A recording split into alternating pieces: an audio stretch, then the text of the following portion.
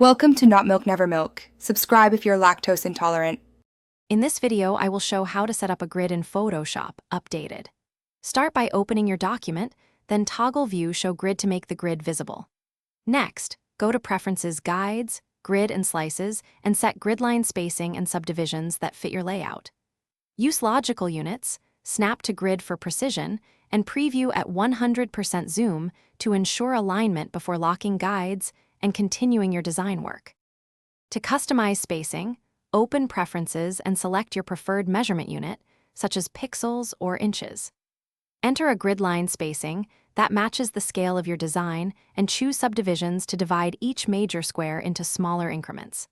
For responsive web layouts, consider using a column-based grid with even gutters, while print projects usually benefit from inch or millimeter units. Always test with elements snapped to the grid to confirm visual balance and consistency. If this video is helping, please subscribe and like so I can keep making practical editing tutorials. Quick recommendation: the Kindle Paperwhite is perfect for reading design books, tutorials, and reference guides on the go, with a glare-free display and long battery life.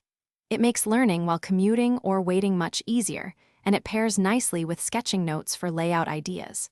Check the description for the link and other deals. Now let's get back to the video. Use rulers and drag guides to mark exact positions like margins and columns, then enable Snap to make layers and shapes automatically align. Combine guides with the grid for complex layouts, using Snap to Grid for pixel-perfect placement when needed. After arranging elements, lock guides to avoid accidental shifts and group related layers for easier movement. These steps keep your composition tidy and ensure elements maintain consistent spacing across the entire document. Thanks for watching. If this was helpful, leave a like and consider subscribing. See you next time.